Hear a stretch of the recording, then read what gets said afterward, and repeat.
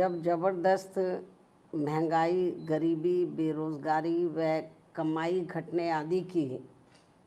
हर दिन की भूख प्यास तथा गरीबी व तंगी के त्रस्त जीवन की मार से अति पीड़ित और दुखी हैं, तो तब ऐसे में केंद्र सरकार द्वारा देश में रेल का किराया बढ़ाना भी कुल मिलाकर आम जनहित के विरुद्ध व संविधान के कल्याणकारी उद्देश्य की बजाय व्यावसायिक सोच वाला फैसला ज़्यादा लगता है। साथ ही सरकार द्वारा राष्ट्र प्रथम के नाम पर आम जन का जीएसटी की तरह ही रेलवे के माध्यम से भी दैनिक जीवन पर बोझ बढ़ाकर उनका शोषण बढ़ाने की ये परंपरा घोर अनुचित है, जिस पर सरकार अगर तुरंत पुनर्विचार करे तो ये बेहतर होगा। वैसे भी इस समय देश में बढ़ती गरीबी, महंगाई व सम्मानजनक स्थायी रोजगार के घोर अभाव में परिवार को पालने के लिए अपना घर-बार आदि छोड़कर पलायन करने की मजबूरी आदि के कारण यहाँ के करोड़ों लोगों के लिए ये रेल का सफ़र कोई फैशन,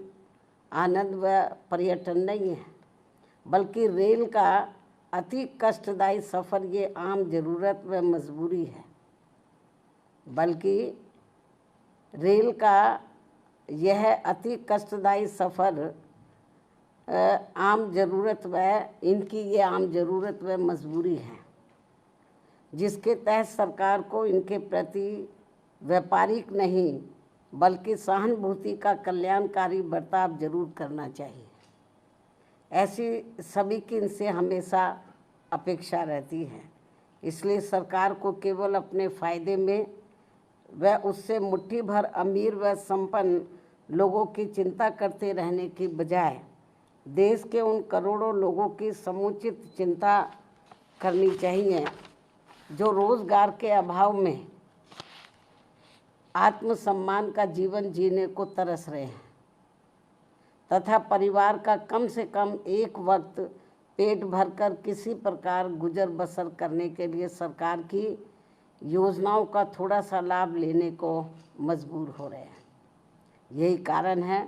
कि देश की आबादी में से लगभग 95 करोड़ लोग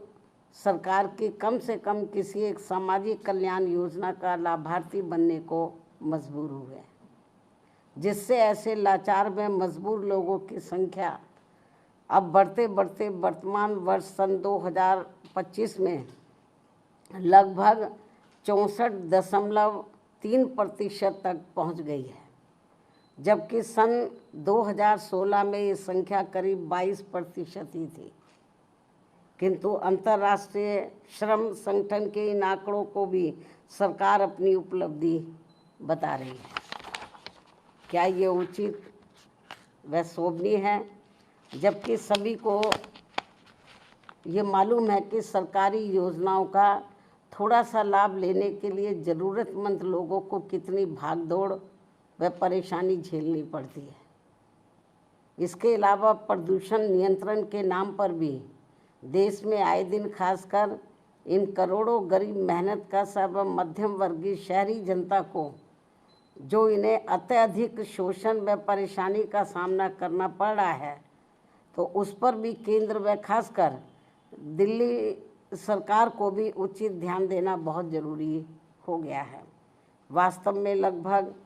100 करोड़ से अधिक गरीब लोगों के भारत देश में वाहन प्रदूषण रोकने के लिए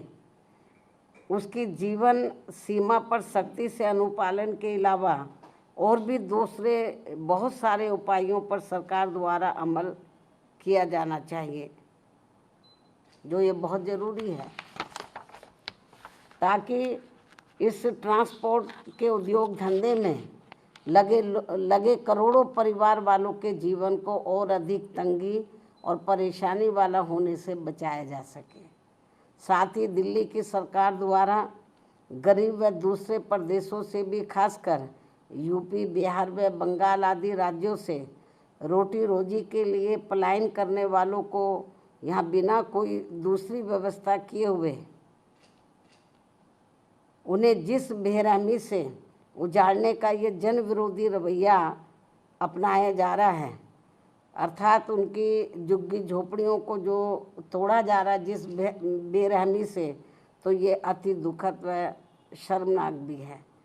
लेकिन दिल्ली सरकार बहाना क्या बनाती है कि हम कोर्ट के आदेश का पालन कर रहे हैं, लेकिन माननीय कोर्ट ने ये नहीं कहा कि जिनको आप उजाड़ रहे हैं तो उनकी आप दूसरी व्यवस्था किए बिना ही उनको उजाड़ दें। कोर्ट ने ज़रूर कहा है कि आप इनको हटाइए, लेकिन कोर्ट ने ये नहीं कहा कि आप इनके लिए दूसरी व्यवस्था ना करें। सरकार की जिम्मेवारी बनती है कि इनके लिए पहले दूसरी व्यवस्था करें इनको बसाने के लिए, उसके बाद इनकी झुग्गियों को हटाना चाहिए। लेकिन ये सब व्यवस्था किए बिना ही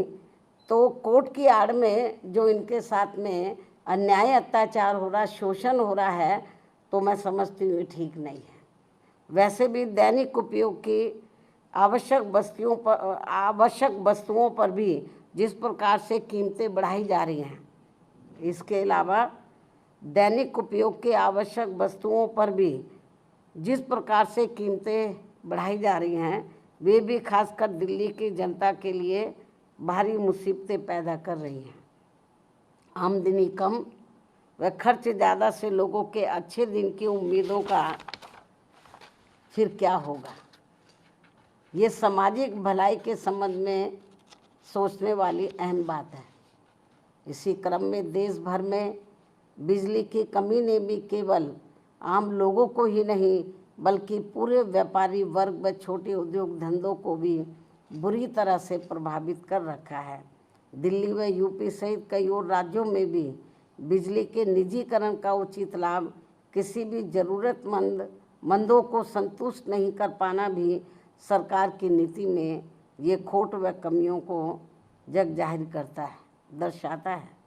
सरकार इस समस्या का भी संतोषजनक समाधान जितना जल्दी निकाल ले तो वह उतना देश हित में बेहतर होगा। अब मैं अंत में अपनी बात